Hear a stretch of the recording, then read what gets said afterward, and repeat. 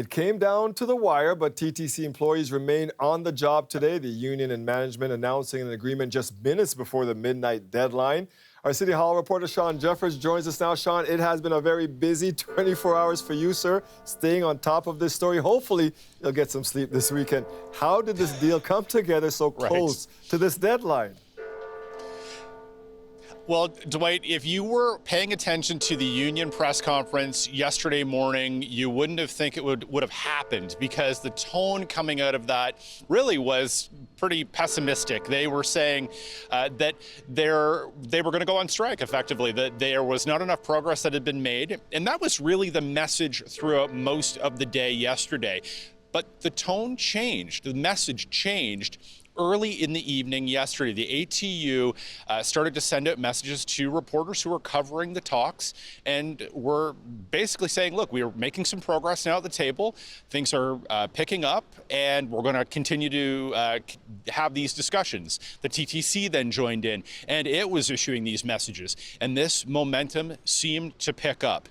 And later on in the evening, we had a deal. Here's TTC CEO Rick Leary talking about that momentum and what led to the agreement. I think what happens is you start seeing packages coming back and forth across the table. You start looking at the packages, and all of a sudden you start seeing a lot more commonality than you think. And then all of a sudden, boom, 11:30. This worked out. I'm very happy. So you can see Rick Leary's face right there tells the story. I mean, a lot of stress, a lot of pressure over the last number of months, and they finally have an agreement, a tentative agreement. That's a very important word here.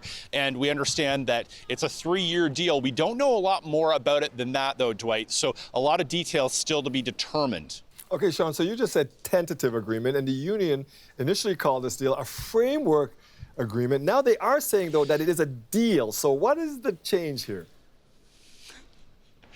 It really belies the tension that is really exists between these two groups, between the TTC and the union. And, you know, there's been so much animosity when it's come to these talks and the rhetoric that's been used. Now, the union came out basically talking about this agreement last night, but they called it a framework. They were saying that the precise language of the deal had not yet been ironed out, and they weren't really prepared to call it a deal. Here's ATU President Marvin Alfred talking about just that, and the frustration in his voice. You'll hear that.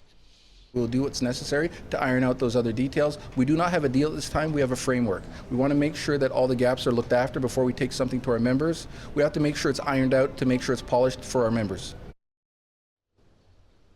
So right there, Alfred is talking about the difference there, the nuance of having that precise language figured out. They got it figured out overnight. Now, what we understand is that the union's executive council has now endorsed the agreement. It will go to the membership for a vote. It is now a tentative deal in their eyes, no longer a tentative framework, I guess. So that's a key distinction there, Dwight. Yeah, it really is. Now to the people in that building behind you, our city councilors.